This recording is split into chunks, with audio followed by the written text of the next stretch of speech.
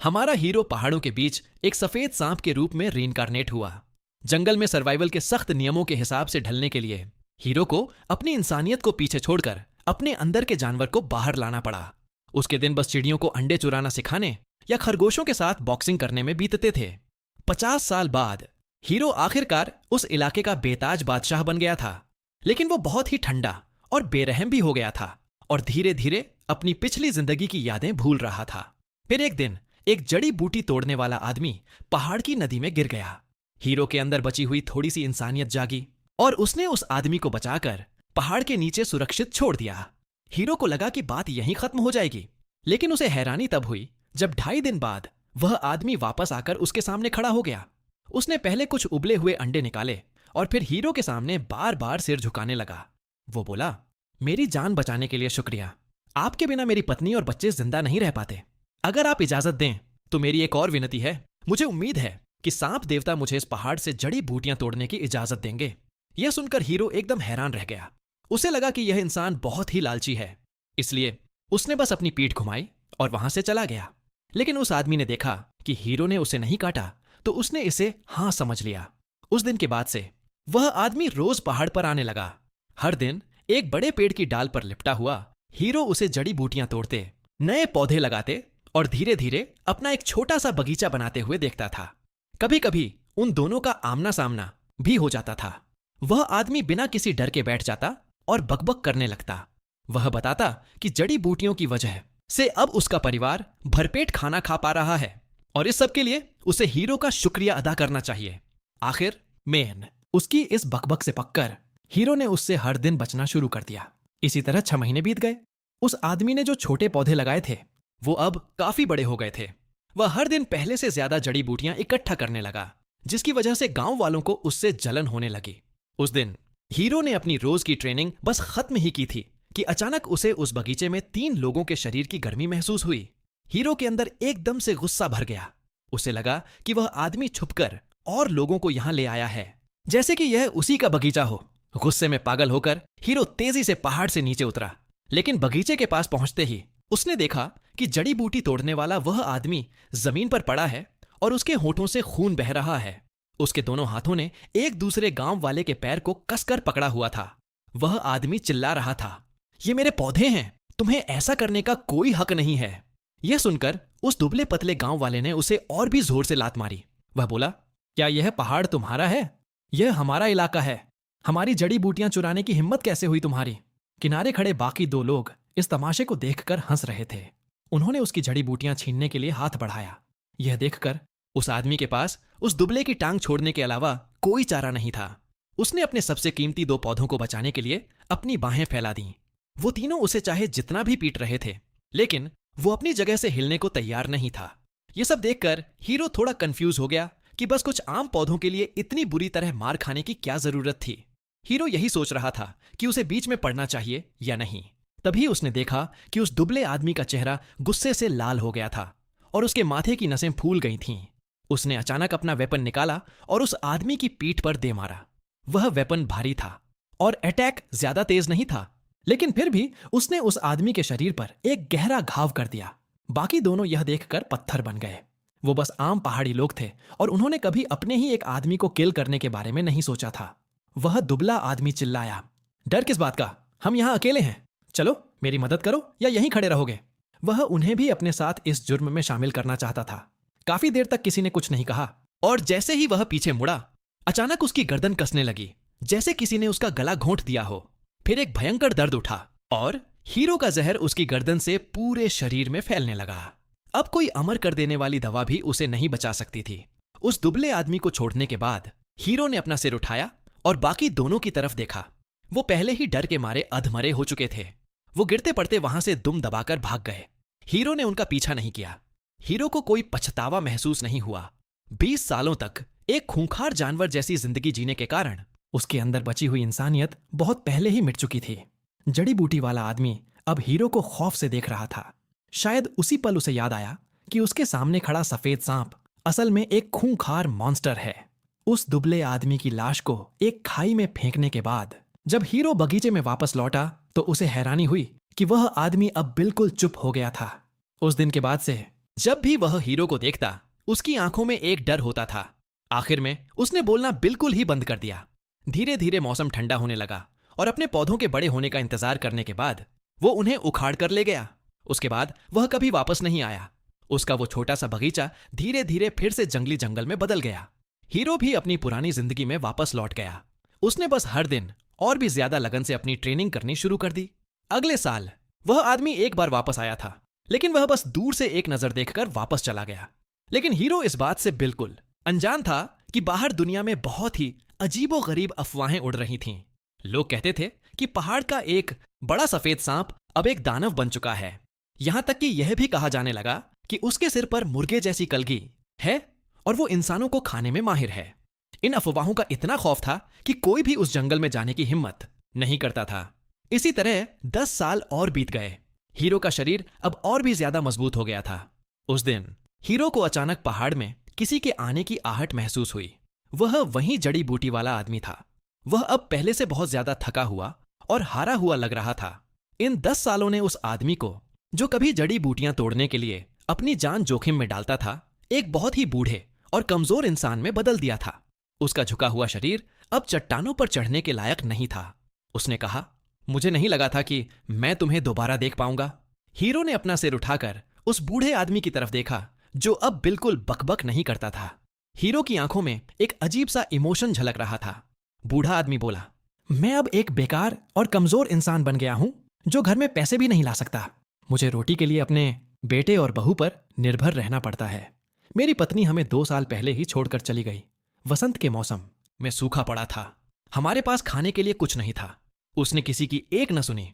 उसने पेट भरने के लिए मिट्टी खा ली और बस 7 दिन ही जिंदा रह पाई। हीरो समझ गया था कि उसकी पत्नी बच्चों के लिए खाना बचाना चाहती थी। हीरो उसे चुपचाप सुनता रहा। पहली बार हीरो को उसकी बातें बोरिंग नहीं लगीं। इस बूढ़े आदमी ने अपनी पूरी जिंदगी अपने परिवार का पेट पालने के लिए कड़ी मेहनत की थी, लेकिन फिर भी वह उन्हें एक अच्छी जिंदगी नहीं दे पाया था। हीरो को समझ नहीं आ रहा था कि ऐसा क्यों होता है, लेकिन उसे एक बात पक्की पता थी। इस उथल पुथल वाले समय में, जहां क्लास का भेदभाव पहले से ही पत्थर की लकीर बन चुका था, वहां ज्यादातर आम लोगों के लिए अपनी गरीबी से बाहर निकलना लगभग नामुमकिन था। दोपहर के समय वह जड़ी बूटी वाला आदमी वहां से चला गया। उसके पास अब कुछ ही दिन बचे थे।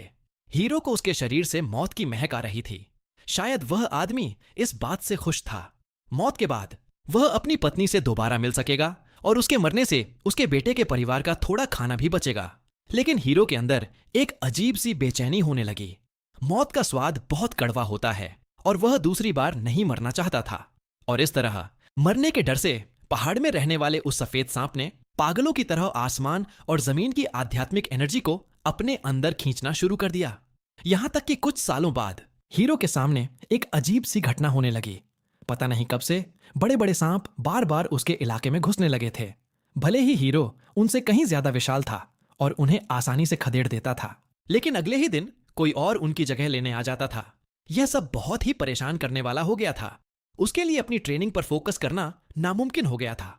आखिर में अपने सब्र का बांध टूटने पर हीरो ने यह देखने का फैसला किया कि इस पुराने समय में इंसानों की दुनिया कैसी दिखती है। उसे यह बिल्कुल उम्मीद नहीं थी कि वह अपनी आंखों से एक बार फिर जिंदगी और मौत का खेल देखेगा। 2 दिन बाद वह रेंगते हुए एक गांव के पास वाले जंगल में पहुंचा। उस गांव के बारे में जो चीज सबसे पहले नजर में आई वो थी वहां की भयंकर गरीबी। पहाड़ी के नीचे छोटी नदी के किनारे कुछ टूटी फूटी झोपड़ियां बनी थीं। खेतों की मेड़ पर एक भूखा और कमजोर सा कुत्ता घूम रहा था। वहां दूर दूर तक किसी चूहे का नामो निशान भी नहीं था। हीरो का इरादा बस एक नजर डालकर वापस अपने पहाड़ की गहराइयों में लौटने का था। लेकिन किसने सोचा था कि जाने से ठीक पहले उसकी मुलाकात एक छोटी बच्ची से होगी।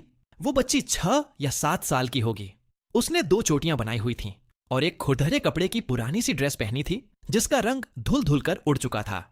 वो गांव के पीछे पहाड़ी पर तितलियों को पकड़ने और जंगली फूल तोड़ने के लिए कूद फांद रही थी। आम दिनों में यह जगह काफी शांत रहती थी और यहां कोई जंगली जानवर नहीं आता था। लेकिन आज किस्मत से एक बूढ़ा और लंगड़ा भेड़िया उस इलाके में घूम रहा था। जैसे ही वह बच्ची डर के मारे सुन्न पड़ गई, हीरो ने झपट्टा मारा और उस भेड़िए को कसकर जकड़ लिया। फिर उसने अपने शरीर की पूरी ताकत लगाकर उस भेड़िए की हड्डियां तोड़ दी और उसे किल कर दिया। वह बच्ची जमीन पर बैठी उस बूढ़े भेड़िए के साथ हीरो की बैटल को हैरानी से देख रही थी। उसने उस जड़ी बूटी वाले आदमी की तरह कोई रिएक्शन नहीं दिया जो डर के मारे लगभग मर ही गया था। इसके उलट वो बस काफी देर तक हीरो को घूरती रही। आखिर में अपनी उत्सुकता को रोक न पाने के कारण उसने पूछा, क्या तुम पिछले पहाड़ के वही अमर सांप हो? यह सुनकर हीरो एकदम सुन्न रह गया। उसने नहीं सोचा था कि आज भी कोई उस पुरानी अफवाह पर यकीन कर सकता है। उसने हाँ कहने के लिए 2 बार अपना सिर हिलाया। उसका जवाब देखकर उस बच्ची का मुंह हैरानी से खुला का खुला रह गया। उसने पूछा, क्या तुम मेरी बातें समझ सकते हो? हीरो ने एक बार फिर अपना सिर हिलाया। इस बार वह बच्ची पूरी तरह से हैरान रह गई कि एक इतना बड़ा सांप इंसानों की भाषा समझ सकता है। हर बात के लिए धन्यवाद, लेकिन इस टर्न में मैं दिए गए टेक्स्ट का सीधा अनुवाद ही दे रहा हूं। क्या कमाल की मैजिक। थोड़ा सोचने के बाद उसने एक और सवाल पूछा, क्या तुम मुझे खाओगे? पापा कहते हैं कि पहाड़ के सारे जानवर इंसानों को खा जाते हैं। मैंने मना करने के लिए सिर हिलाया। हालांकि मन तो था उसे डराने के लिए हाँ मैं सिर हिला दूं, लेकिन इतने लंबे समय तक इस पहाड़ में अकेला रहने के बाद आखिरकार मुझे कोई मिला जिससे मैं बात कर सकता था। अगर मैं उसे भगा देता तो फिर कोई और मिलना आसान नहीं था। वो खुशी खुशी मेरे पास दौड़कर आई और मेरी स्केल्स को छूने लगी। वाह कितना सुंदर है, ये तो घर के बड़े पोर्सेलेन बोल से भी ज्यादा सफेद है। और इसी तरह मैं जो पहाड़ की गहराइयों में लौटने वाला था, गांव के आसपास ही रुक गया। जिस लड़की का नाम डूअर था वो अक्सर मुझसे बात करने आ जाती थी। जब वो थक जाती तो सीधे मेरे शरीर पर लेटकर सो जाती। कुछ महीने पलक झपकते ही बीत गए। उस दिन डूअर दौड़ती हुई आई। हड़बड़ी में वो मेरे ऊपर बैठ गई। ग्रैंड सरपेंट, मुझे बहुत भूख लगी है। शहर के क्लैन चीफ ने हमारा सारा खाना छीन लिया है। उसने कहा कि ये ग्रेन टैक्स देने के लिए लिया गया है, लेकिन डैई को सच में बहुत बहुत भूख लगी है। मैं समझ गया। उस समय आम लोगों की जिंदगी क्लैंस के रूल में चलती थी। क्लैन चीफ और एल्डर्स ही गांव के असली मालिक होते थे, तो वो जमीन बांटते थे और बेचते थे। यहां तक कि हत्या और आगजनी तक का फैसला भी वही करते थे। इसीलिए कहा जाता है कि हमारे गांव तक हेल भी नहीं पहुंचता। अगर आपके अपने क्लैन का चीफ और एल्डर्स ही बेरहमी से आपको दबाए तो गरीब परिवारों के पास बचाव का कोई रास्ता नहीं होता। थोड़ी देर सोचने के बाद मैं पलटा और जंगल में गहराई तक चला गया। डूअर की उम्मीद भरी नजरों के सामने मैं एक छोटा जंगली सुअर घसीटते हुए वापस आया। ये मेरे लिए है। यह देखकर डूअर की आंखें 2 प्यारी क्रेसेंट मून्स जैसी सिकुड़ गईं। वो खुशी से चिल्लाती हुई घर की तरफ दौड़ गई। लेकिन अगले ही दिन ये बात पूरे गांव में फैल गई। अब जब उनके पास खाने को था, डूअर के पिता ने भी दिल खोल दिया। उन्होंने कुछ और गरीब परिवारों को भी मांस दे दिया। ये गांव वाले पहाड़ों के किनारे रहते थे, बस साथ रहकर ही वो जिंदा रह सकते थे। शुरू में सबको लगा कि डूअर की किस्मत अच्छी थी, लेकिन जब जंगली सुअर का मांस खत्म हो गया और डूअर फिर से पीछे वाले पहाड़ से कुछ और लेकर आई, तो उसके माता पिता को शक होने लगा। फिर भी उन्होंने कुछ नहीं कहा। जब फिर से खाना कम पड़ने लगा तो डूअर एक और भेड़िया लेकर लौटी, जैसे वो उसे भी संयोग से मिल गया हो। इस बार गांव वालों के लिए बहुत हो गया। एक जवान जंगली भेड़िया और उसे भी एक छोटी लड़की पहाड़ी किनारे पर पड़ी हुई मिल गई थी। दर्जनों गांव वाले भेड़िए की लाश के चारों तरफ खड़े थे और शक भरी फुसफुसाहट कर रहे थे। डूअर उनके बीच में खड़ी थी, सिर झुकाए, कुछ बोले बिना। भले ही इस खाने ने गांव को मुश्किल वक्त में सहारा दिया था, लेकिन यह कहानी बहुत ही सुपरनैचुरल लग रही थी। अगर बात बिगड़ गई तो लोग उसे डीमन समझकर जिंदा जला भी सकते थे। डूअर, आखिर हुआ क्या है? डूअर सिर झुकाए खड़ी रही, उंगलियां मरोड़ती रही, लेकिन कुछ नहीं बोली। किसने दिया था तुम्हें? क्या हमारे गांव से होकर जाने वाले वॉन्डरिंग वॉरियर्स में से किसी ने? डूअर के पिता शक की बात कर रहे थे। यही नाम उन मार्शल आर्ट्स एक्सपर्ट्स के लिए होता है जो दुनिया भर में घूमते हैं। लेकिन डूअर ने सिर हिलाकर ना कर दिया। अब डूअर के पिता के पास उसे धमकाने के अलावा और कोई रास्ता नहीं था। सच बोलो, नहीं तो समझो अब तुम्हारा कोई बाप नहीं। डूअर फूट फूट कर रोने लगी। आखिरकार उसने सब सच बता दिया। वहां जंगल में मैंने मन ही मन लंबी सांस छोड़ी। थोड़ा सोचने के बाद मैंने खुद को दिखाने का फैसला किया, ताकि देखूं गांव वाले कैसी रिएक्शन देते हैं। इससे पूरी भीड़ बुरी तरह डर गई। मुझे नहीं पता कौन चिल्लाया, जल्दी देखो व्हाइट सरपेंट। सबने उसी तरफ देखा और तब मैंने देखा कि डूअर दौड़ती हुई मेरी तरफ आ रही थी। रोते हुए वो मुझसे लिपट गई। उसके आंसू रुक ही नहीं रहे थे। मैंने सिर झुकाया और धीरे से 2 बार उसके पीछे रगड़कर उसे शांत करने की कोशिश की। फिर मैं मुड़ा और रेंगता हुआ जंगल की तरफ लौट गया। मैंने दूर से दूसरी तरफ जाकर हालात देखने के लिए बड़ा चक्कर लगाया। जब मैंने देखा कि गांव वाले डूअर को कोई नुकसान नहीं पहुंचा रहे, तो मुझे राहत मिली। बाद में गांव में इमॉर्टल सरपेंट की लेजेंड फैलने लगी। कुछ गांव वाले तो पीला कागज और मोमबत्तियां लेकर उस जगह भी गए जहां मैं दिखा था, वहां ऑफरिंग्स जलाने और प्रार्थना करने। जो खाना मैं लाता था उसके लिए धन्यवाद देने के अलावा वे अगले साल मौसम अच्छा रहने की भी दुआ मांगते थे। यह सब तो अभी भी ठीक था, लेकिन सबसे अजीब बात यह थी कि कुछ लोग तो यह भी दुआ मांगते थे कि उन्हें अच्छी फैमिली और परफेक्ट हस्बैंड मिल जाए। क्या इसका मुझसे कोई लेना देना है? इसके बाद हर कुछ दिनों में मैं गांव में गेम लेकर आता रहा, लेकिन अच्छी चीजों का भी अंत होता है। पहाड़ वाले गांव की यह अजीब कहानी जल्दी ही बाहरी लोगों तक पहुंच गई। एक दिन डूअर पीछे वाले पहाड़ की तरफ से दौड़ती हुई आई। वो चिल्ला रही थी, ग्रैंड सरपेंट भागो! यहाँ कुछ लोग तुम्हें पकड़कर बेचने आए हैं। बहुत से हंटर्स आ चुके हैं, कुछ तो घोड़ों पर भी हैं। पापा ने मुझे कहा है कि तुम्हें तुरंत भागने को कहूं। मैंने सिर हिलाया। फिर मैं मुड़ा और पहाड़ की गहराइयों में रेंगता हुआ चला गया। डूअर ने राहत की सांस ली। उसने दूर जाती मेरी छाया को हाथ हिलाया। उधर गांव में बहुत लोग पहुंच चुके थे। ज्यादातर हंटर्स थे, कुछ आर्म्ड सर्वेंट्स भी थे। कहा गया कि ये गांव के क्लैन चीफ थे। जैसे ही उन्हें मेरे बारे में पता चला, उन्होंने तुरंत हंटर्स को भेज दिया और खुद पहाड़ में जाने की तैयारी कर ली। बूढ़े और जवान गांव वाले सब जमीन पर घुटनों के बल बैठ गए। दिल भारी था। वे क्लैन चीफ से रहम की भीख मांगना चाहते थे कि स्पिरिट सर्पेंट को छोड़ दे, लेकिन बदले में उन्हें सिर्फ विप के वार मिले। आखिरकार चीफ ने कुछ गांव वालों को पैसे देकर गाइड बना लिया। फिर सर्पेंट हंटिंग की टीम पूरे ठाठ बाट के साथ पहाड़ में घुस गई।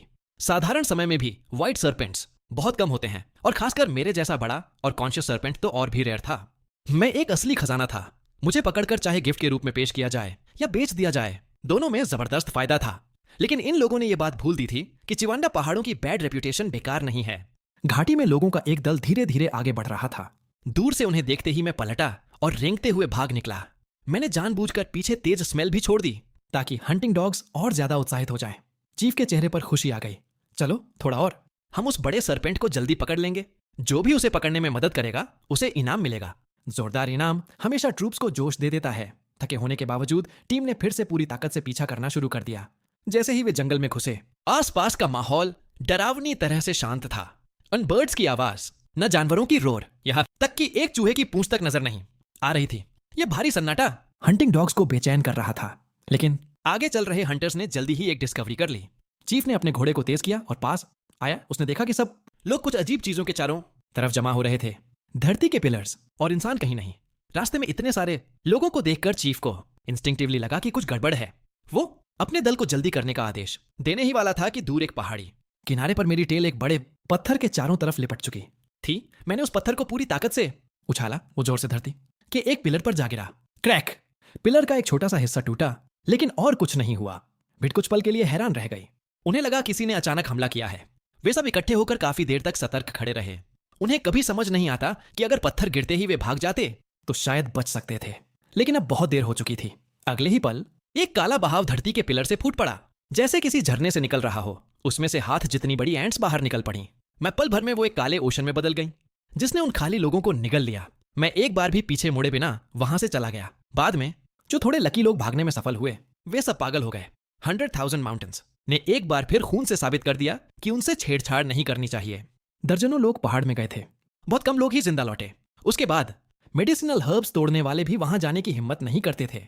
उसी समय गांव वालों को समझ आ गया कि मैं मूर्ख नहीं हूं और मैं दूसरे के हाथों से मार करवाने की कला जानता हूं। इसीलिए वे मुझसे और भी ज्यादा डरने लगे। मैं जानता था कि मुझे डूअर से ज्यादा घुलना मिलना नहीं चाहिए, वरना उसकी जिंदगी पर मेरा असर बहुत पड़ जाएगा। इसलिए मैंने वापस पहाड़ में लौटने का फैसला किया। इसके पूरे 9 साल बाद मैं फिर गांव के पास लौटा। शायद किस्मत ही थी जो मुझे डूअर से जोड़ती थी। जैसे ही मैं पीछे वाले पहाड़ के पास पहुंचा, मुझे एक सुंदर सी सिलुएट सोच में डूबी खड़ी दिखी। वो छोटी लड़की अब बहुत बड़ी हो चुकी थी। उसकी खुशबू वहीं थी। अगर उसके हाथों पर पड़े कैलोसिटीज न देखो तो डूअर बहुत ही नाजुक लगती थी। उसके लंबे बाल कमर तक आ रहे थे। गांव में उसे सबसे सुंदर लड़कियों में गिना जाता था। डूअर ने जैसे कुछ महसूस किया, वो मुड़ी और बहुत सालों बाद न दिखे उस व्हाइट सरपेंट को देखकर मेरे पास दौड़ती हुई आई। वो बचपन की तरह मुझसे लिपट गई, हंसते और रोते हुए, और मुझे डांटने लगी कि मैं इतने सालों तक गायब क्यों रहा। रात हो चुकी थी, स्टार्स चमक रहे थे। डूअर घास पर बैठी थी और उसकी पीठ मेरे सहारे टिकी थी। उसकी बड़ी आंखें और मेरी टंग दोनों मिलकर स्टार्स की तरफ देख रहे थे। असल में मैं स्टार्स देख ही नहीं सकता था। ट्रेनिंग के बाद भी मेरी तेज मायोपिया ज्यादा नहीं बदली थी, लेकिन इससे मुझे प्रिटेंड करने से कोई रोक नहीं सकता था। मैं शादी करने वाली हूं। गांव का वंगदेज बहुत अच्छा इंसान है, मुझे वह पसंद है, लेकिन मैं उससे शादी नहीं करना चाहती। पिछले महीने मास्टर गो हमारे गांव आया था। उसने मुझे देखा और कहा कि वह मुझे अपनी कॉन्क्यूबाइन बनाना चाहता है। मुझे पता है कि कॉन्क्यूबाइन का कोई स्टेटस नहीं होता। मास्टर गो मेरे पिता की उम्र का है, 40 साल का, लेकिन गांव इतना गरीब है। वंगदेज का परिवार भी गरीब है। हर साल हमें जड़ें खोदकर और छाल खाकर जीना पड़ता है। लेकिन मास्टर गो के यहां अलग है। वहां हर दिन मीट खा सकते हैं, भूख की चिंता नहीं करनी पड़ेगी। मैं फिर कभी भूखी नहीं रहना चाहती। डूअर बहुत भावुक हो गई थी। मैं जानता था कि वो बस अपने मन को समझाने की कोशिश कर रही थी। हाँ, परसों मेरी शादी है। व्हाइट सरपेंट, क्या तुम मेरे साथ चलोगे? मैंने सिर हिला दिया। पहाड़ पर रात तारों से भरी थी। पहाड़ी ढलान पर दूर कहीं बेबस रोने की आवाज गूंज रही थी। शादी के दिन न म्यूजिक था, न सेलिब्रेशन और न ही बैंक्वेट। एक छोटी पलंक्विन डूअर को लेने आई और वो सिर्फ एक छोटा सा बंडल साथ ले गई। दी के माता पिता फूट फूट कर रो रहे थे, उसे छोड़ने को तैयार नहीं थे। थोड़ी दूर पर पहाड़ी किनारे एक जवान लड़का घुटनों के बल बैठा रो रहा था। वो वही वंग था जिसके बारे में डूअर ने बताया था। वो शायद खुद को कोस रहा था कि वह एक अच्छा इंसान है, लेकिन डूअर को उसकी फैमिली के लिए खाना नहीं दे सका। या फिर मास्टर गो को कोस रहा था जिसने इतनी समझदार लड़की की जिंदगी खराब कर दी, लेकिन वह कुछ नहीं कर सकता था। वह बस मजबूरी में देखता रह गया। जब उसकी पसंदीदा लड़की पलंक्विन में बैठकर चली गई, पलांक्विन के अंदर डूअर ने हाथ से पर्दा उठाया। उसकी नजर उस खेत की तरफ गई जहां मेरी लंबी सफेद सिलवेट थी। उस सुंदर चेहरे पर जो आंसुओं से भीगा हुआ था, एक खुश मुस्कान उभर आई। शायद उसने उस वॉन्ग को बहुत पहले ही निराश कर दिया था जिसे वह दिल से चाहती थी। शायद उस बूढ़े नोटेबल से शादी करना सिर्फ उसकी कॉन्क्यूबाइन बनने के लिए एक गलती थी। लेकिन फर्क क्या पड़ता है, किस्मत ने उसे 10 साल से ज्यादा परेशान किया था। वो बच्चों के लिए खाना जुटाने को खुद को भूखा मरने नहीं दे सकती थी। वो बस अंत नहीं चाहती थी, वो सिर्फ जिंदा रहना चाहती थी। इसे बस इस निष्ठुर दुनिया और इस किस्मत पर डाला जा सकता है। मैंने उस छोटी पेलंक्विन का पीछा शहर के बाहर एक मैंशन तक किया। मैं एक बड़े पेड़ पर चढ़ गया और दूर से देखा कि पेलंक्विन मैंशन के पीछे वाले दरवाजे से अंदर गई। एक कॉन्क्यूबाइन और बारात जैसा सम्मान नहीं, उसे मेन गेट से अंदर जाने का हक ही नहीं था, न ही हेवन और अर्थ को प्रणाम करने का, और न ही किसी बैंक्वेट का। इसीलिए इसे कॉन्क्यूबाइन लेना कहते हैं। असल में सीधी बात करें तो यह उसके लिए बस एक एंटरटेनमेंट था। मैं देर तक पेड़ पर बैठकर तब तक देखता रहा जब तक सूरज नहीं डूब गया। जब मैंशन में लैंटर्न्स जल गईं, तभी मैं मुड़ा और वापस चला गया। मैं अपने 10,000 पहाड़ों में लौट आया। चुपचाप मैंने उस छोटी लड़की के लिए प्रार्थना की जो कभी इतनी मासूम और जिंदा दिल थी। लेकिन जो लड़की पहाड़ों में बड़ी हुई थी, क्या वह उस बड़े घर की साजिशों और चालबाजियों का सामना कर पाएगी? डूअर के साथ जो हुआ, उसके बाद मैंने और भी मेहनत से ट्रेनिंग शुरू कर दी, इस उम्मीद में कि अब मैं दूसरों की किस्मत को किसी और के हाथों में नहीं जाने दूंगा। लेकिन मुझे यह उम्मीद नहीं थी कि 1 साल बाद एक लड़खड़ाती हुई सिलुएट घाटी में आ गिरेगी। उसके कपड़े फटे हुए होंगे और शरीर पर चोटों के निशान होंगे। वो जैसे बेहोश सा लग रहा था। वो पूरी ताकत से दौड़ रहा था और किसी वजह से मेरा दिल बैठ गया, क्योंकि मेरी परसेप्शन के हिसाब से वह डूअर का बड़ा भाई वंग था। स्पिरिट सर्पेंट, स्पिरिट सर्पेंट, मैं आपसे विनती करता हूं, डूअर को बचा लीजिए। इन चीखों को सुनते ही मैं तुरंत एक सफेद रोशनी की तरह बाहर की तरफ दौड़ पड़ा। वही पहाड़ी थी। डूअर के माता पिता और गांव के पहाड़ी लोग उस लड़की के पास थे जो मरणासन्न हालत में थी। जैसे ही मेरी सिलुएट दिखाई दी, सब लोग जमीन पर झुक गए। चटाई पर पड़ी डूअर ने मुझे देखा। उसके चेहरे पर एक हल्की सी मुस्कान आई, इतनी हल्की और फिर भी इतनी चुभने वाली मुस्कान। उसका शरीर घावों से भरा था, शायद डंडों की मार से। इमॉर्टल सर्पेंट, मैं आपसे विनती करता हूं, हमारी डूअर को बचा लीजिए। वह बूढ़ा आदमी घुटनों के बल बैठ गया, उम्मीद से भरा हुआ। दुर्भाग्य से मुझे लोगों को ठीक करना नहीं आता। छोटें बहुत ज्यादा थीं, अंदरूनी अंग बुरी तरह घायल हो चुके थे। अब कोई दवा काम नहीं कर सकती थी। भीड़ की रोने की आवाज और तेज हो गई। उनकी नजर में अगर मैं भी कह दूं कि वह नहीं बच सकती, तो सच में अब कुछ नहीं बचा था। डूअर ने हाथ हिलाकर इशारा किया कि ग्रैंड सर्पेंट को परेशान मत करो, मैं तुम्हारे ऊपर लेटकर आसमान के बादल देखना चाहती हूं। मैंने सिर हिला दिया। मेरी टेल धीरे से डूअर के शरीर के चारों तरफ लिपट गई और उसे मेरे ऊपर रख दिया। मैंने गोल घेरा बनाकर उसे बचा लिया। हम दोनों ने साथ में आकाश की तरफ देखा। शुक्रिया। डूअर चली गई। जिंदगी नाजुक है, फिर भी बहुत मजबूत। पल भर की है, फिर भी अनंत जैसी लगती है। वही शांत पहाड़ी, उस पर अब एक नई ग्रेव खड़ी थी। मैं उसके पास लिपटा हुआ रहा और सोचता रहा कि डूअर पहाड़ी गांव से निकलकर आखिर यहां लौट आई थी। यही उसका आखिरी रिफ्यूज था। वंग नाम का वह जवान आदमी, जिसका शरीर चोटों से भरा था, ग्रेव के सामने बैठा बड़बड़ा रहा था। डूअर की लाइफ बड़े घर में आसान नहीं थी। उस बूढ़े कमीने ने उसके साथ इंसान जैसा बर्ताव ही नहीं किया। पहली वाइफ उसे हर दिन पीटती थी। वो अक्सर बिना वजह उसे मारती और गालियां देती थी। वो घर लौटना चाहता था, लेकिन नोटेबल गो उसे जाने नहीं दे रहा था। कुछ दिन पहले नोटेबल गो ने डूअर को पुराने मास्टर ऑफ द जाओ फैमिली को देने की कोशिश की थी। डूअर ने पूरी ताकत से मना कर दिया। तब पहली वाइफ ने सर्वेंट को आदेश दिया कि उसे डंडों से बुरी तरह पीट दिया जाए। जब डूअर के पिता और मैं पहुंचे, तब तक डूअर बहुत बुरी हालत में थी। वो बस आखिरी सांसों के सहारे वापस घर आ पाई थी। मेरा चेहरा बिल्कुल शांत था। सिर्फ मैं जानता था कि मेरे अंदर कितनी आग थी। रात में वोंग ने अपनी लकड़ी काटने वाली हाचे पकड़ ली। एक आदमी और एक सर्पेंट हम शहर की तरफ निकल पड़े। एक व्हाइट सर्पेंट को मारने से डर नहीं लगता, और न ही बुरे कर्मा से। उन लोगों ने डूअर को मरने पर मजबूर किया था। मुझे उसका बदला लेने का हक था। एक सरपेंट की जिंदगी समर्पण की जिंदगी नहीं होनी चाहिए। उस रात बड़े जमींदार के मेंशन में मजदूरों और सर्वेंट्स को छोड़कर एक भी जिंदा नहीं बचा। सारी चोटें सरपेंट बाइट्स थीं। मेरी जहर की एक बूंद ही एक इंसान को मारने के लिए काफी थी। इसीलिए मैं नहीं चाहता था कि यह मामला वांग नाम के उस युवक के लिए मुसीबत बने। मुझे लगा कि ये लोग कभी च्यू पहाड़ों में आकर एक सरपेंट को पकड़ने की हिम्मत नहीं करेंगे। गांव लौटकर छोटे भाई वंग ने डुअर की ग्रेव के सामने कहा कि उसने उसका बदला ले लिया है। अब वह भी एक वाइफ ढूंढेगा, शादी करेगा और बच्चे पैदा करेगा।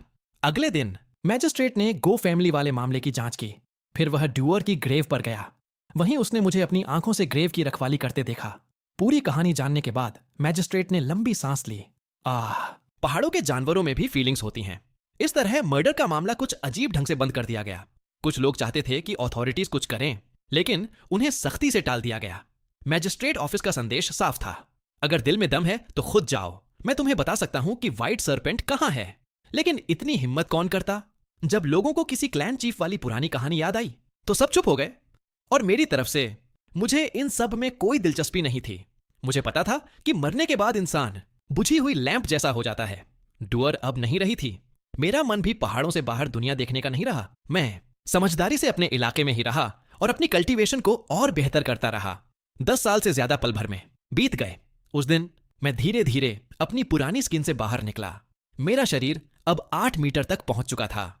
मैं एक असली विशाल बीस्ट बन चुका था। लेकिन अपने ही इलाके में मुझे फिर एक लाइफ एंड डेथ बैटल लड़नी पड़ी। वो एक लॉर्ग्री था जिसने अपनी कॉन्शियसनेस जागी थी। वो अभी कल्टीवेशन की बेसिक बातें ही समझना शुरू कर पाया था। वो ताकतवर शिकार को खाकर खुद को और मजबूत बनाना चाहता था। इसलिए जब उसे मेरे बारे में पता चला तो वो लगातार मुझे उकसाने लगा। शुरुआत में मैंने उसे इग्नोर करना चाहा, इस उम्मीद में कि वो कोई और शिकार ढूंढ लेगा। लेकिन उसे लगा कि मैं आसान शिकार हूं। तब मैंने फैसला किया कि अब इस बदमाश ग्रे वुल्फ का काम तमाम कर देना चाहिए। तैयारी करने के बाद जैसा सोचा था, ग्रे वुल्फ फिर मुझे उकसाने आ गया। उसके मुंह से लार टपक रही थी। उसकी नजर में एक व्हाइट सरपेंट बस एक बढ़िया खाना था। मुझे खा जाने से वो और ताकतवर बन जाता। इसलिए उसने लड़ाई की जगह पर बिल्कुल ध्यान नहीं दिया। आमने सामने आते ही दोनों बीस्ट्स एक दूसरे से पीछे नहीं हटे। पहले ही हमले में ये लड़ाई लाइफ एंड डेथ बैटल बन गई। मैंने जानबूझकर एक खुली जगह छोड़ी, अपने शरीर को फंसाने वाले ट्रैप की तरह इस्तेमाल किया ताकि ग्रे वुल्फ पास आ जाए। जैसे ही उसके फैंग्स मेरे शरीर में धंसे, मैंने उसके शरीर में पीछे से अपना वेनम डाल दिया। ग्रे वुल्फ के नुकीले दांत सुइयों की तरह थे और उन्होंने मेरे मुंह को चीर दिया। मेरा खून बहुत जोर से बहने लगा। खून की गंध से और भड़ककर ग्रे वुल्फ और भी पागलपन से लड़ने लगा। लेकिन उस वक्त मेरी वाइल्ड नेचर भी पूरी तरह जाग उठी। आखिरकार मैंने उस लुप को एक गहरे पानी के कुंड की तरफ खींच लिया। जैसे ही वो पानी में गिरा, ग्रे वुल्फ समझ गया कि अब उसका अंत तय है। पानी के अंदर उसके पास पलटवार करने का कोई मौका नहीं था। यह लड़ाई बाहर से भले ही छोटी लगी हो, लेकिन असल में आधे घंटे से भी ज्यादा चली थी। मेरी चोटों की वजह से बहुत खून निकल चुका था और अब मेरे शरीर में ताकत नहीं बची थी। मुझे तुरंत मांस और खून खाने की जरूरत थी। जैसे ही मैंने उसके ठंडे और साफ खून के बड़े घूंट पिए, मेरे पेट में अचानक तेज गर्मी फैल गई। उसके ऊपर मेरी चोटें भी बहुत गंभीर थीं और फिर मैं बेहोश हो गया। मेरा विशाल स्नेक बॉडी बहाव में बहता हुआ नदी के साथ आगे बढ़ गया। उसी समय एक झोंपड़ी के पास बने आंगन की बाड़ का दरवाजा खुला। एक बूढ़ी औरत जिनके बाल सफेद थे और चेहरा बहुत दयालु था, बाहर निकली। वो लकड़ी की एक टोकरी लिए हुए थी जिसमें कपड़े भरे थे और वेस्ट की तरफ जा रही थी। एक छोटा पीला मिक्स्ड ब्रीड पपी जो अभी अभी दूध छोड़कर बड़ा हुआ था, उसके पीछे पीछे चल रहा था। अचानक वो खुशी से उछलने कूदने लगा। छोटा पीला कुत्ता वेस्ट की दिशा में भौंकने लगा। शुरुआत में बूढ़ी औरत ने ध्यान नहीं दिया जब तक कि वो नदी किनारे नहीं पहुंच गई और उसने पानी में डूबा हुआ वो विशाल शरीर नहीं देख लिया। धड़ाम!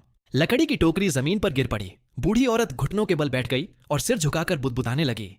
हे भगवान, ये तो कमाल है! आसमान से एक ड्रैगन कैसे गिर सकता है? जो बूढ़ी औरत कभी कुछ ऐसा देखी ही नहीं थी, उसने मुझे आसमान से गिरा हुआ ड्रैगन समझ लिया।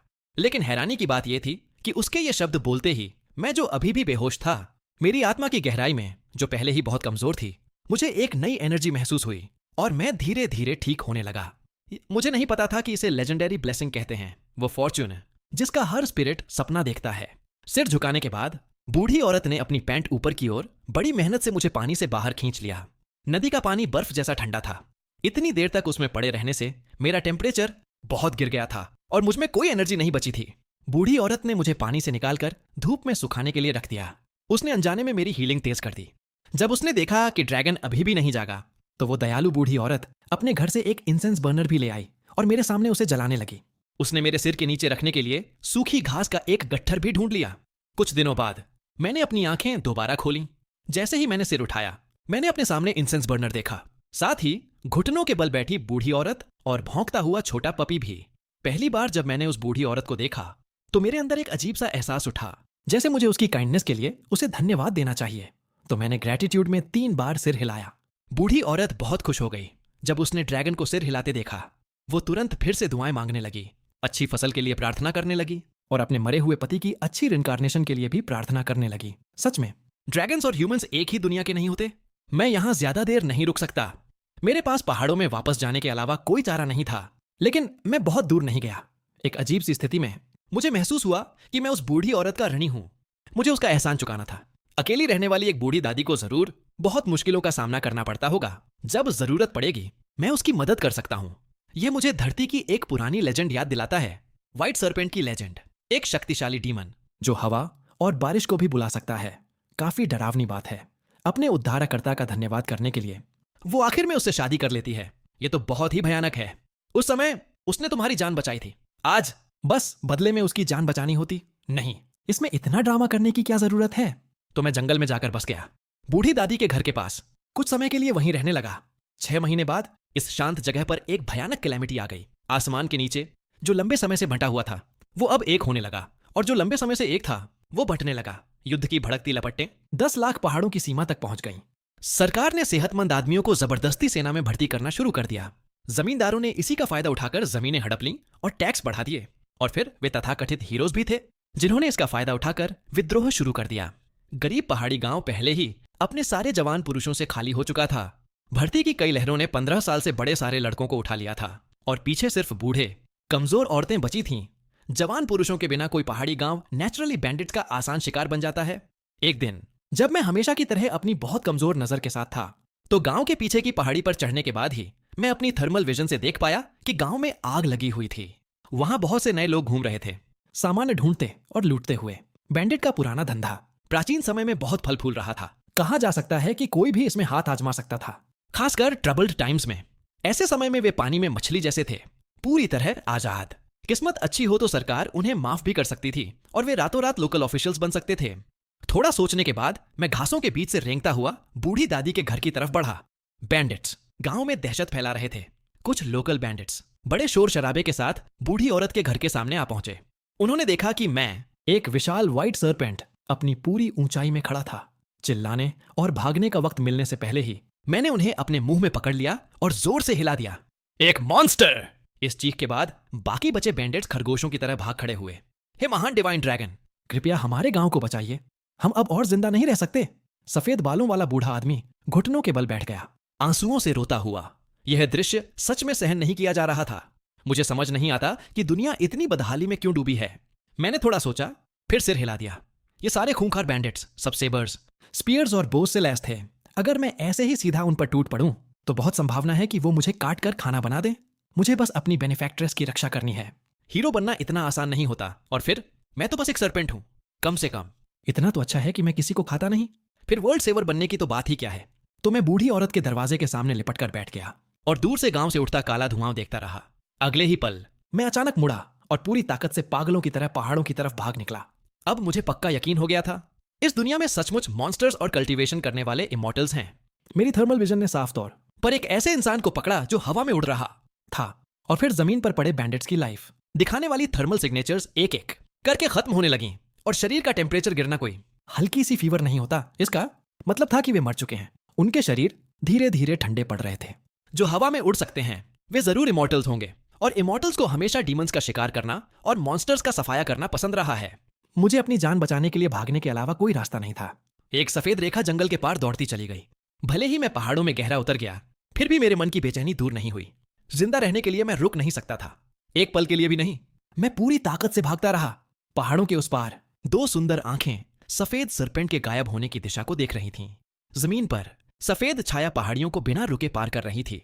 वो नालों को पार करती हुई उस धारा का पीछा कर रही थी जिसने मुझे कभी पहाड़ों से बाहर निकाला था, और फिर और ऊपर की तरफ भाग रही थी। जब कोई जानवर खतरे में होता है, उसका पहला इंस्टिंक्ट होता है अपने बिल में लौट जाना। मैं भी यही सोच रहा था। और अगर यह काम न करे तो मैं किसी गहरे पानी वाले गड्ढे में छिप जाऊंगा। मैं वहां 10 या 15 दिन तक दबा रह सकता हूं। मुझे यह नहीं पता था कि कुछ लोग आसमान में उड़ रहे हैं और वे मेरी इस भागती हुई हालत को बहुत दिलचस्पी से देख रहे हैं। आसमान में 3 लोग एक फ्लाइंग सोड पर खड़े थे। अगर मैं उन्हें देख लेता तो मेरा मुंह खुला रह जाता। मैंने अनगिनत बार फ्लाइंग सोड पर उड़ने का सपना देखा था।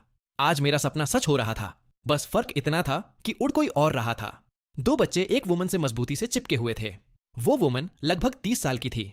उसकी शान, सुंदरता, समझदारी और भव्यता सब असाधारण थे। लगता था जैसे 9 हेवन से उतरी कोई देवी हो।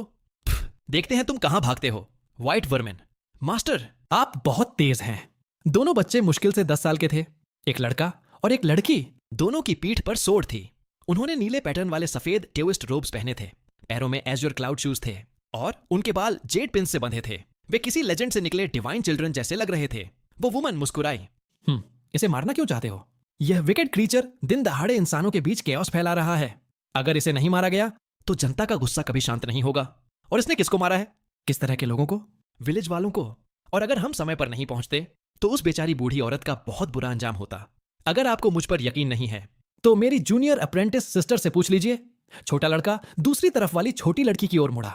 छोटी लड़की ने थोड़ा सोचा, फिर सिर हिला दिया। 10,000 बुक्स पढ़ना 10,000 प्लेसेस घूमने जितना नहीं होता। जो दिखता है वो हमेशा सच नहीं होता। मुझे लगता है कि हमें तुम दोनों को पहाड़ से और ज्यादा बार नीचे लाना चाहिए। सभी ह्यूमंस अच्छे नहीं होते और सभी डीमंस बुरे भी नहीं होते। जो बैंडिट्स दहशत फैला रहे थे वे ही बुरे थे। व्हाइट सरपेंट ने सिर्फ अपने दुश्मनों को मारा, किसी निर्दोष को नहीं छुआ। तो फिर बताओ, क्या यह सरपेंट ज्यादा घिनौना है या फिर ये अपराधी बैंडिट जिनके गुनाह माफ करने लायक ही नहीं है? दोनों यंग लोग चुपचाप सिर झुका लेते हैं, लेकिन अंदर ही अंदर वे अब भी यह मानने को तैयार नहीं थे कि डीमंस अच्छे भी हो सकते हैं। कभी मत भूलना, कुछ भी करने से पहले अच्छे से सोचो। सिर्फ दिखावे के आधार पर कभी फैसला मत करो। जी मास्टर। वो वुमन जैसे समझ गई थी कि उसके दोनों डिसाइपल्स क्या सोच रहे हैं। व्हाइट सरपेंट अपने डन में लौट गया है। चलो करीब से देखते हैं। घाटी में लौटते ही मैं हांफते हुए आखिरकार राहत की सांस ले पाया। लगातार भागना बहुत भारी पड़ गया था। मैं बेहिसाब थक चुका था।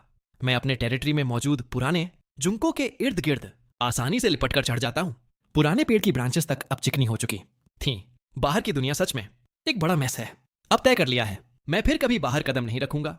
आसमान में वो ट्रियो इस दिलचस्प सरपेंट वुमन को मजे से देख रहा था। उसने आसपास नजर दौड़ाई। ये भले ही सेक्रेट प्लेस नहीं है, लेकिन फिर भी एक अच्छा सा जगह है।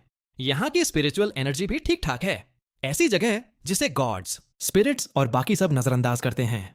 घाटी की खाई और आसपास की चट्टानें मिलकर एक बहुत बड़ा स्पिरिचुअल फॉर्मेशन डायग्राम बनाते हैं, बस थोड़ा कच्चा सा। और ये पुराना जंको उसका सेंटर है। यह सरपेंट वुमन तो काफी लकी है।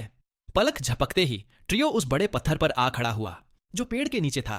जिज्ञासा से छोटी लड़की झुकी। उसने हाथ बढ़ाकर उस पत्थर को छुआ जो व्हाइट सरपेंट की आवाजाही से चिकना हो चुका था। मैं बिल्कुल हैरान रह गया। ये तीनों कौन हैं? गॉड हैं या इमॉर्टल्स? अब अपने ही डेन तक पीछा किया जाना। उस वक्त मुझे समझ नहीं आया कि भागूं या नहीं, या फिर मैं एक आम जंगली बीस्ट बनने का नाटक ही जारी रखूं। इंस्टिंक्ट के दबाव में मेरे शरीर ने रिएक्ट किया और वार्निंग की तरह मेरी शार्प फैंग्स बाहर आ गईं। ये वुमन कितनी खूबसूरत है। अगर वो मुझे देखकर मुस्कुराती नहीं तो और भी खूबसूरत लगे। एक छोटा सा सरपेंट जिसने अभी मुश्किल से अपना कोर कंडेंस किया है और फिर भी इतनी तेज इंटेलिजेंस है। दिलचस्प। ये सुनते ही मुझे तुरंत पछतावा हुआ। मैंने अपनी अटैक वाली पोस्चर तुरंत छोड़ दी। मैं पेड़ के तने से फिसलकर नीचे आया और जमीन पर लिपट गया। सिर और शरीर जमीन से चिपका दिए, पूरी तरह समर्पण में। मैं और कर भी क्या सकता था? क्या तुमने उसका फ्लोटिंग सोड नहीं देखा? यह तो सोड इमॉर्टल है, मूर्ख।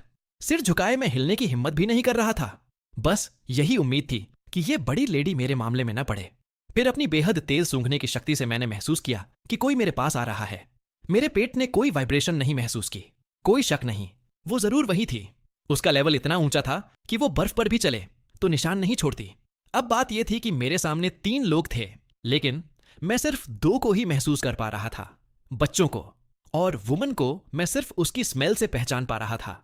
वह वुमन मुझे देख रही थी। एक सामान्य सा व्हाइट सरपेंट, लेकिन उसमें कुछ अलग था। आम बीस्ट से थोड़ा ज्यादा स्ट्रॉन्ग। आमतौर पर माउंटेन स्पिरिट्स और वाइल्ड मॉन्स्टर्स की इंटेलिजेंस बहुत ज्यादा नहीं होती, लेकिन इस व्हाइट सरपेंट की इंटेलिजेंस बहुत असाधारण थी। हमें देखते ही उसका चौंकना, फिर मेरी बात सुनकर उसका घबरा जाना, भागने की कोशिश करना और फिर उसकी चालाकी, और सिर्फ मेरी एक बात सुनते ही उसका डरकर जमीन पर लौट जाना। बहुत दिलचस्प। फिर उसके दिमाग में एक मजेदार ख्याल आया। छोटे सरपेंट, क्या तुम मेरे साथ पहाड़ पर चलकर एक गार्डियन बीस्ट बनना चाहोगे? असल में वुमन की शुरुआत में ऐसी कोई मंशा नहीं थी। वो तो बस क्यूरियोसिटी में बाहर निकली थी, कल्टीवेशन से थोड़ा ब्रेक लेकर बोरियत दूर करने।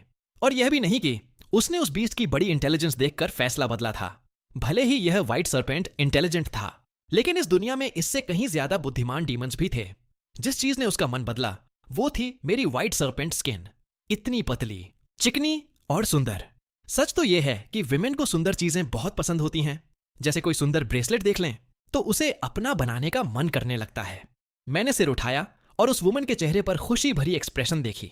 मेरे पास मानने के अलावा कोई रास्ता नहीं था। अगर मैंने मना कर दिया होता तो भी मुझे पक्का यकीन था कि ये वुमन बुरी नहीं थी, उसका दिल अच्छा था। लेकिन कौन जानता, कहीं उसे मेरी स्किन से वॉलेट बनाने की क्रूर इच्छा ना हो जाए। मानना पड़ेगा, पुराने समय में लोगों के दिल कुछ अच्छे थे। अगर कोई सरपेंट पसंद आ जाता तो उसे पूरा घर ले जाकर गार्ड के तौर पर रख लेते थे। आजकल की तरह नहीं, जहां सरपेंट की स्किन से सीधे वॉलेट या हैंडबैग बना देते हैं। जहां तक उन दो बच्चों की बात थी, उन्हें कोई फर्क नहीं पड़ता था। उल्टा उन्हें एक और सरपेंट होने में मजा आ रहा था। एक लो लेवल डीमन सरपेंट को ज्यादा समझाने की जरूरत भी नहीं थी। वुमन ने अपनी लंबी स्लीव हिलाई और मुझे अंदर खींच लिया। सब कुछ काला हो गया और मैं बेहोश हो गया। एक चीज की तरह इस्तेमाल किया गया सरपेंट, एक डीमन बीस्ट। जब मेरी आंख खुली, मैं एक ऊंचे पहाड़ पर था, किसी ऊंची माउंटेन रिज पर। सबसे पहले जो मैंने देखा वो था एक विशाल चट्टान। इसी इलाके में कोई इमारत नहीं थी। उस पर 3 बड़े अक्षर खूबसूरत और ताकतवर कैलीग्राफी में खुदे हुए थे, माउंट यूए। धुंध को चीरता हुआ यह पर्वत आकाश तक उठा हुआ था। यह किलिन की अनगिनत चोटियों पर भारी पड़ता था। हजारों शानदार पीक्स, एक विशाल और खुली दुनिया।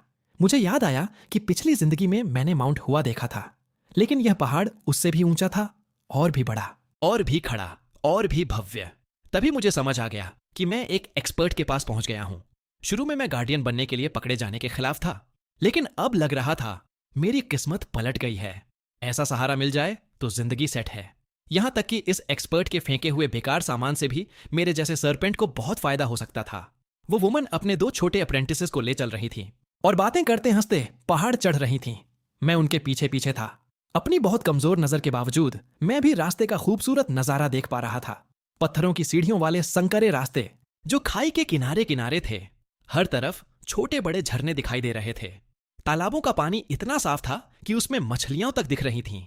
ऊंची चट्टानें, बादलों को चीरती पहाड़ियां, अनगिनत गहरी घाटियां, अजीब पत्थर और स्पिरिचुअल ट्रेजर से भरी जगहें। पहाड़ के बड़े बड़े हॉल्स एक दूसरे के ऊपर बने थे, जैसे कोई हेवनली पैलेस हो। आकाश की तरफ देखते ही एक विशाल मैजिकल फॉर्मेशन धीरे धीरे घूम रहा था। अब समझ आया कि ये लोग समिट तक उड़कर नहीं जाते, बल्कि पैदल चढ़ते हैं। शायद स्काई एक नो फ्लाई जोन है। पहाड़ी रास्तों पर कभी कभी सफेद और नीले पैटर्न वाले टोस्ट रोब्स पहने हुए प्रैक्टिशनर्स मिलते थे। सबसे मिलते ही वो वुमन को झुककर रास्ता देते थे। ये प्रैक्टिशनर्स बहुत अमीर लग रहे थे। उनके कपड़ों पर सोने या चांदी की कढ़ाई थी और उनके पास ऐसी सोर्ड्स थीं जो सचमुच ट्रेजर्स लगती थीं। मुझे लग रहा था कि अगर इन लोगों को पकड़कर अच्छी तरह निचोड़ दिया जाए तो उनसे अच्छा खासा फायदा निकल सकता है। इस सफर में मैंने बहुत कुछ सीख लिया। यह जगह चन पैलेस है। उस वुमन का नाम यूरोंग है। वो पैलेस मास्टर की स्वॉन सिस्टर है।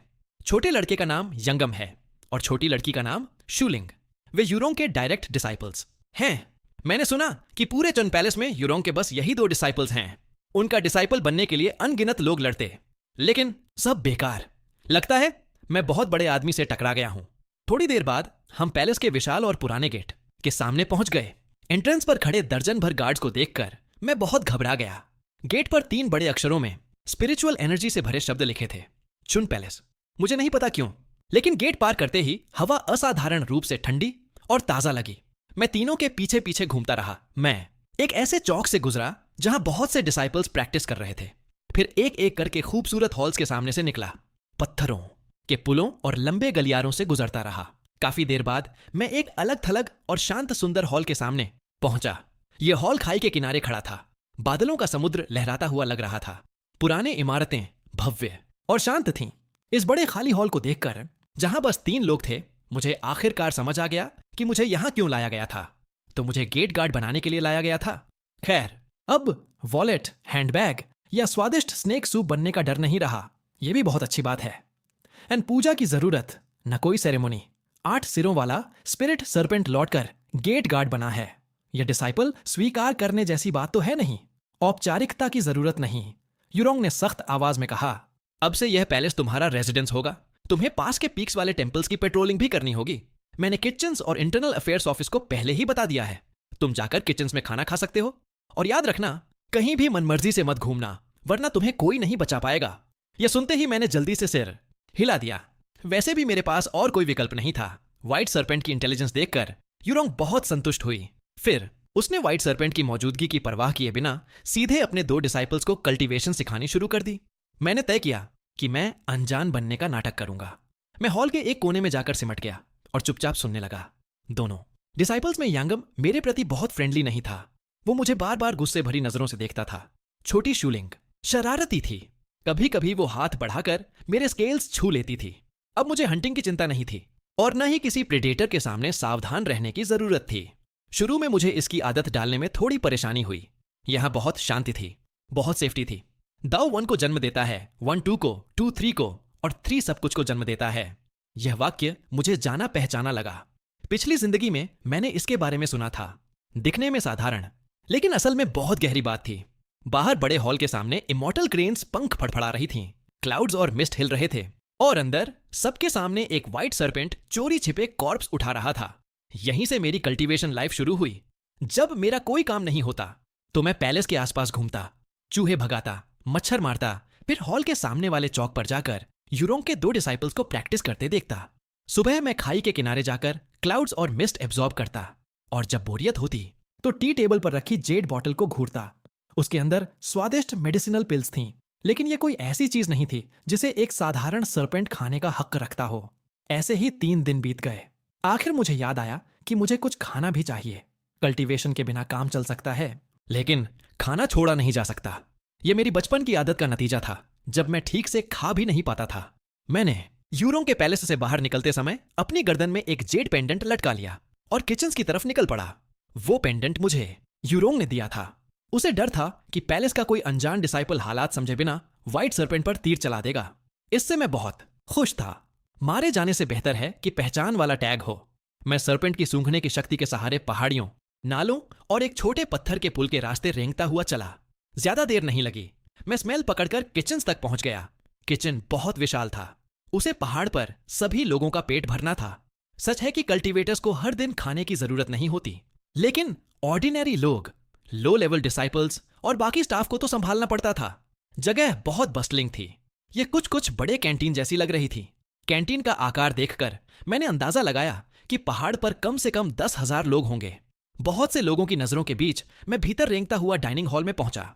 दूर से एक मोटा सा आदमी मुझे हाथ हिलाकर बुला रहा था। अरे सर्पेंट, इधर आओ। मैं मान गया। मैं पीछे की किचन की तरफ सरक गया। वहां भी लोगों की भीड़ थी।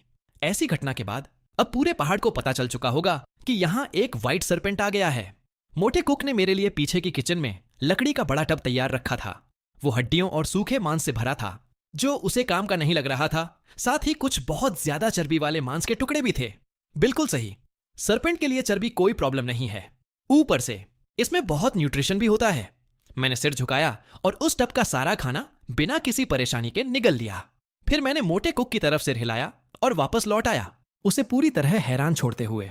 मेरा अंदाजा है कि उसकी पूरी जिंदगी में इंसानों को छोड़कर शायद पहली बार किसी ने ऐसा किया था।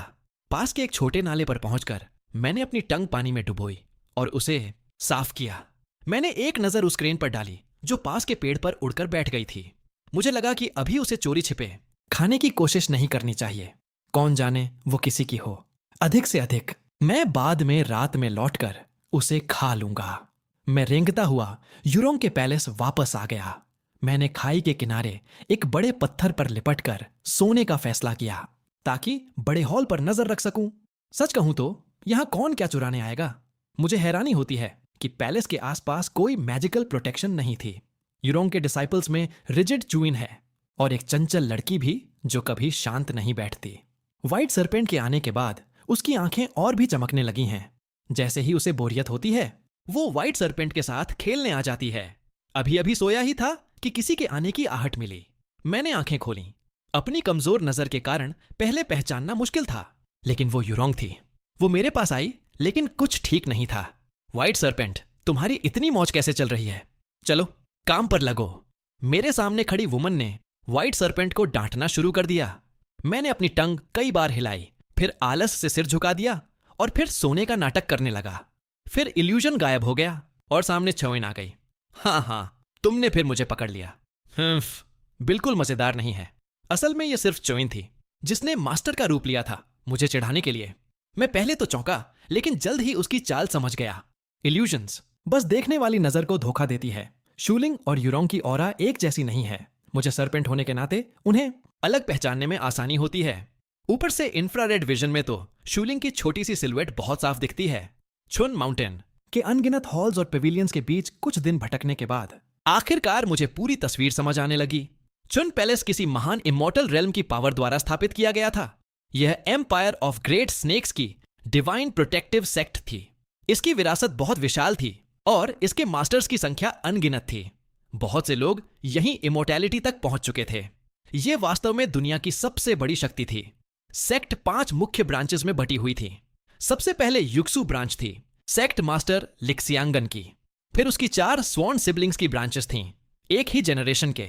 गुकांग युक्सु ब्रांच से, जानली लिंगसु ब्रांच से, कुयुन जिकुक्सु ब्रांच से और आखिर में किंगसु ब्रांच यानी यूरोंकी ब्रांच। आमतौर पर हर शाखा एक एक पीक की देखभाल करती थी और मैं किंगसु वाली पीक पर था।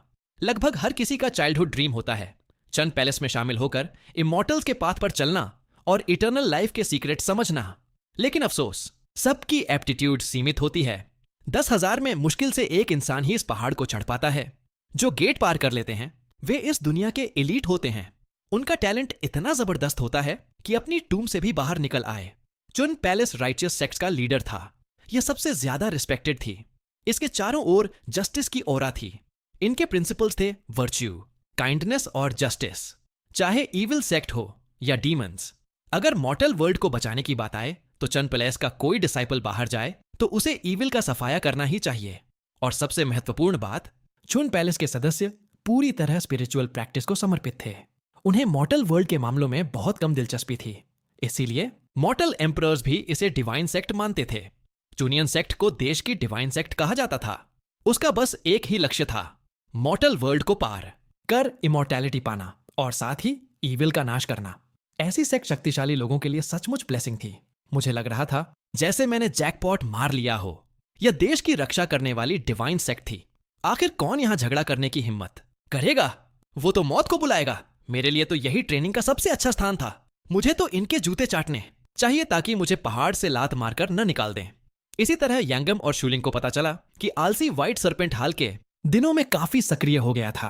पैलेस के आसपास के जंगलों में अब एक भी चूहा या यहां तक कि एक भी बेड बग नहीं बचा था। मैं बस कहीं से रेंग कर निकल जाता और मेरे पीछे छोड़ी सरपेंट स्मेल ही सभी रोडेंट्स और उनके परिवार को भगा देती थी। मैं ग्रैंड हॉल का गार्ड सच में आसपास की सफाई में जी जान लगा रहा था। यूरोंग की किंगसु ब्रांच के एक्सक्लूसिव पैलेस में यूरोंग को मिलाकर सिर्फ 3 लोग थे और एक सरपेंट भी था जिसे सपोजिडली गार्डिंग के लिए पकड़ा गया था। लेकिन असल में मैं तो बस एक डेकोरेशन वाला पेट था। हर दिन गार्ड बनने की जरूरत नहीं थी और कुछ करने को न होने के कारण मैंने अपनी कल्टीवेशन तेज करने का तरीका सोचने लगा। इस इमॉर्टल माउंटेन पर मौके बहुत थे। उदाहरण के लिए लिंगसु पीक से शक्तिशाली एलिक्सर्स और मिराक्युलस मेडिसिन्स की खुशबू हवा में बहती थी।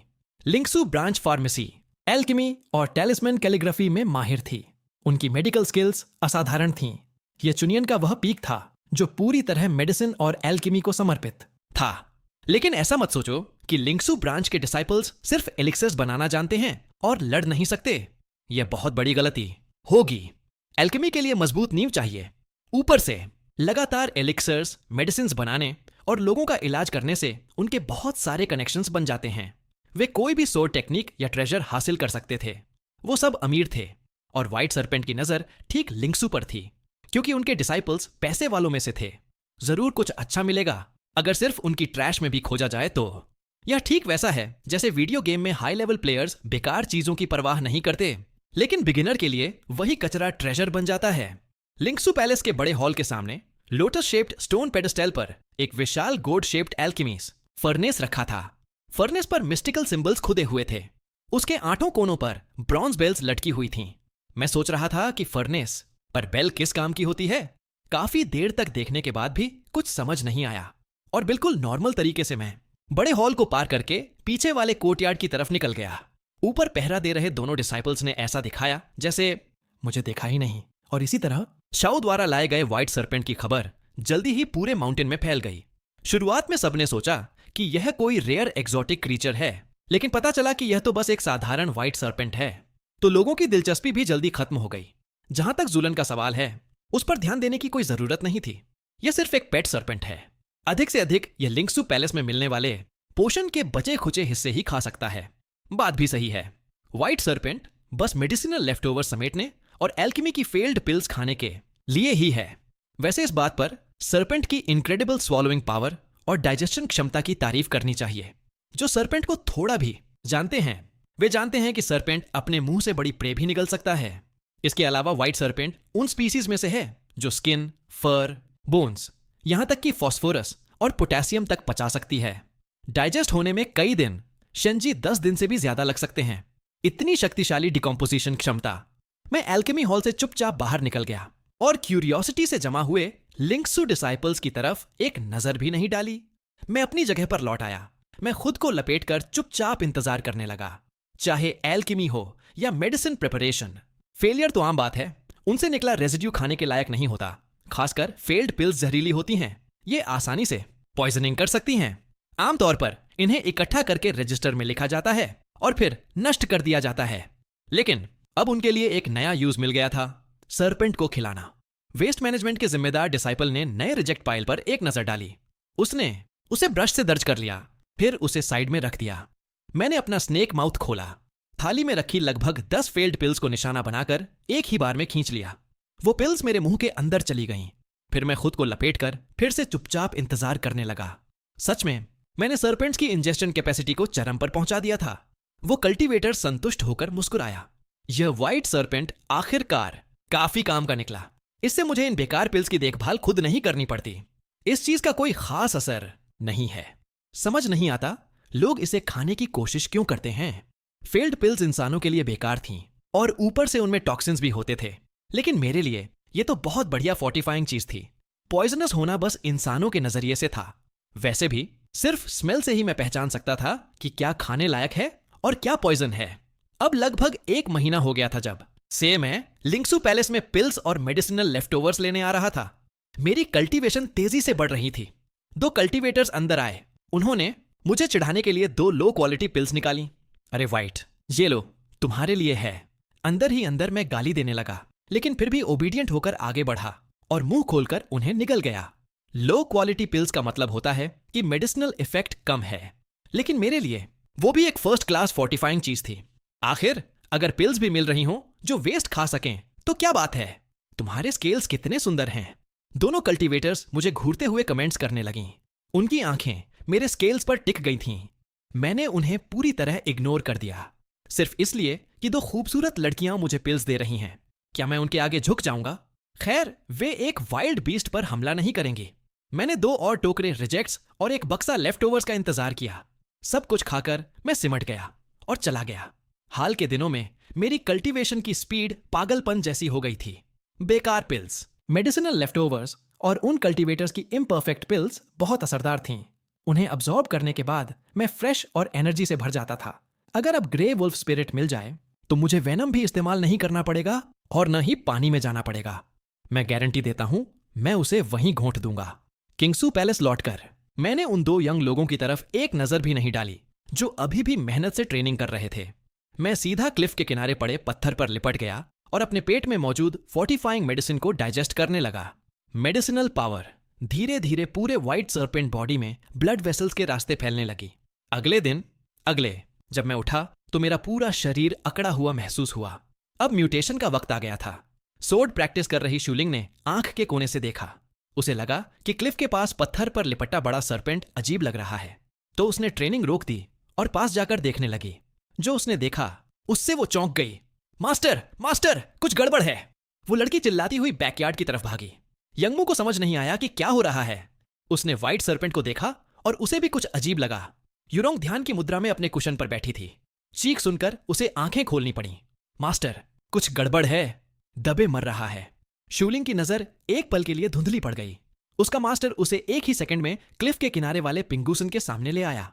मास्टर, देखिए, दबे का शरीर पूरा सूख सा गया है, उसमें कोई चमक नहीं बची, यहां तक कि इसकी आंखें भी सफेद हो गईं। हैं।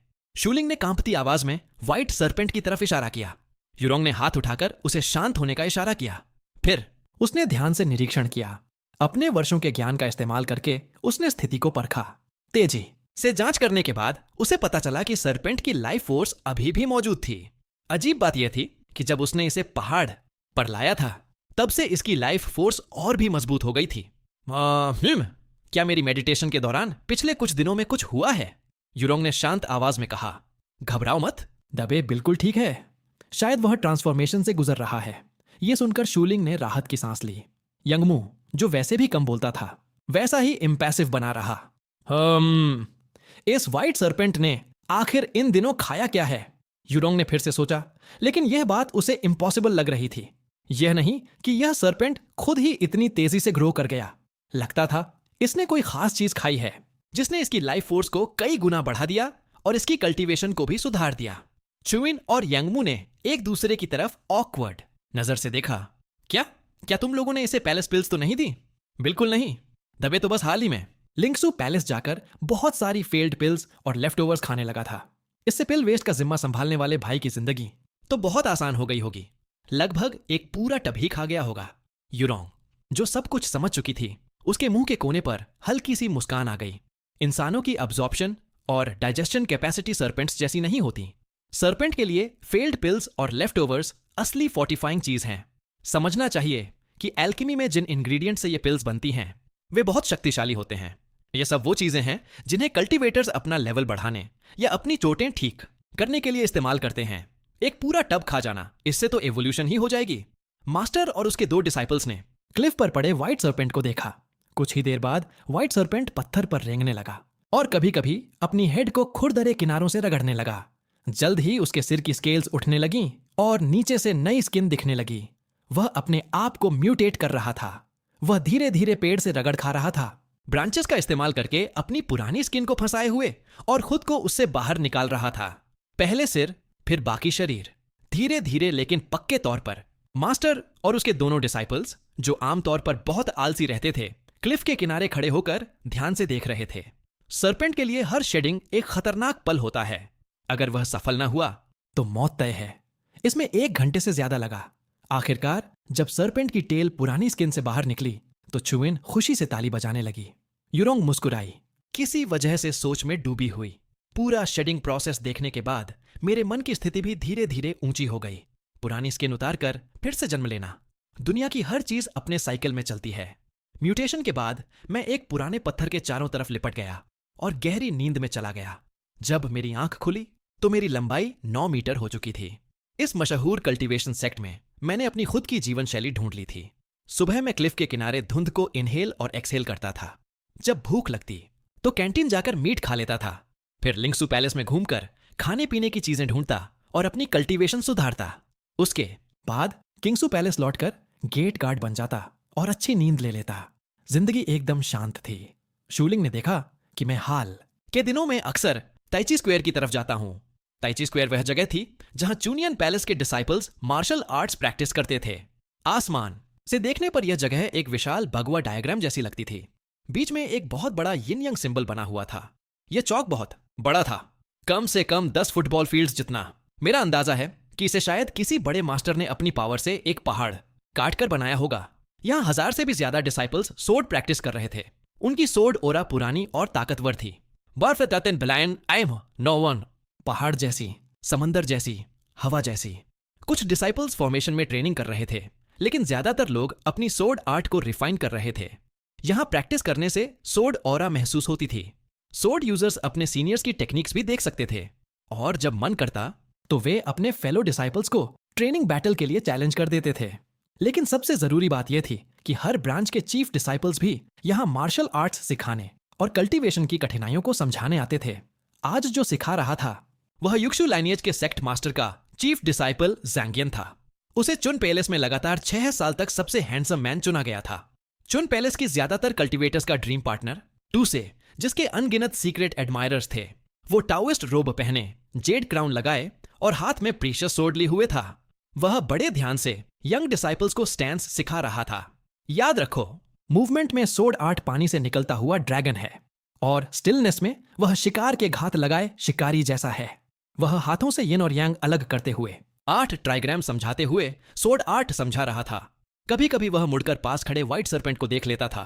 किसी ने कभी नहीं सुना था कि कोई डीमन बीस्ट छुपकर टेक्निक्स सीख सकता है, इसीलिए किसी को भी इस बात की परवाह नहीं थी कि व्हाइट सर्पेंट वहां क्या कर रहा है। लेकिन सच ये था कि व्हाइट सर्पेंट सच में छुपकर सीख रहा था। ताइजी स्क्वायर ही लो लेवल डिसाइपल्स के मार्शल आर्ट्स प्रैक्टिस की जगह थी। हाई लेवल डिसाइपल्स की ट्रेनिंग जगह पर चला जाता तो व्हाइट सर्पेंट कुछ समझ ही नहीं पाता। मार्शल आर्ट्स में सबसे जरूरी है नींव, इसलिए उसने ताइजी स्क्वायर में बैठकर टेक्निक्स सीखने का फैसला किया था। काफी देर तक वहीं रहने के बाद वह पिक्सेंग की तरफ रेंग गया। सेक्ट के नए डिसाइपल्स को ताइजी स्क्वायर में सोर्ड आर्ट प्रैक्टिस करने के साथ साथ पिक्सेंग में आकर मेडिटेशन और कल्टीवेशन भी करनी होती थी। वहीं वे अपनी एनर्जी को सर्कुलेट करना सीखते थे ताकि असली कल्टीवेशन वर्ल्ड में कदम रख सकें। पिक्सेंग बहुत विशाल था। पहाड़ पर तरह तरह की क्लियरिंग्स और प्लेटफॉर्म्स बने हुए थे।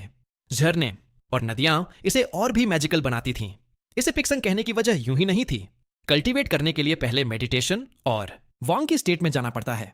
अपने शरीर और मन का इस्तेमाल करके दाओ की खोज करना, यह वही स्टेट है जिसमें इंसान कॉन्टेम्पलेशन के जरिए पहुंचता है और कॉन्टेम्पलेशन के जरिए वह भूलना सीखता है। यह मन की मूल सादगी की तरफ लौटना है, अपनी नेचर को पूरी तरह मुक्त करना ताकि मन प्योर और शांत हो जाए। एक ऐसी स्थिति जहां कुछ भी न किया जाए, जैसे इंसान यूनिवर्स के साथ एक हो जाए और सेल्फ तथा वर्ल्ड दोनों गायब हो जाए। आज जू वंगफोंग एक एल्डर की बात कर रहा था। एल्डर हमेशा बूढ़ा आदमी ही हो, ऐसा नहीं होता। बस कल्टीवेशन लेवल एक निश्चित सीमा तक पहुंच जाना चाहिए, फिर किसी को एल्डर का दर्जा मिल सकता है। छोटे डिसाइपल्स की उम्र बस 5 या 6 साल थी। वे क्यूरियोसिटी रोक ही नहीं पाए और सिर घुमाकर सर्पेंट को देखने लगे। एक विशाल व्हाइट सर्पेंट पेड़ के इर्द गिर्द लिपटा हुआ था। उसकी टंग बाहर लटकी हुई थी। एक हल्की हंसी उसके भीतर से निकलती सी लगी। यह प्रतिभाशाली डिसाइपल्स की ट्रेनिंग जगह अब फिर से सीखने के लिए मेरी टारगेट बन गई थी। व्हाइट को जानो, लेकिन वर्ल्ड अफेयर्स में ब्लैक पर टिके रहो। दुनिया के मामलों के लिए सो फेम की चाह, न इन्फिनिट वेल्थ की। मेरी फोक्ड टंग आदत के मुताबिक हिलती रही। मैं इन सूट्रास को याद करने की पूरी कोशिश कर रहा था, जो मुझे जाने पहचाने से लगते थे, लेकिन जिन्हें मैंने कभी सच में पढ़ा नहीं था। इन यंग डिसाइपल्स को क्या पता कि एक सर्पेंट के लिए कल्टीवेशन का मौका कितना दुर्लभ होता है। बस इंस्टिंक्ट की बेड़ियां तोड़कर अपनी कॉन्शियसनेस को जगाना ही एक ऐसी बाधा है जो कल्टीवेशन के रास्ते में ज्यादातर बर्ड्स और बीस्ट्स की डेस्टिनी को रोक देती है। बिना मास्टर के मेथड नहीं मिलता। बिना गाइड के कल्टीवेट करना बहुत मुश्किल है। अब जब मौका मिला है तो मुझे पूरा जोर लगाना ही होगा। मुझे सब कुछ याद रखने की पूरी कोशिश करनी होगी।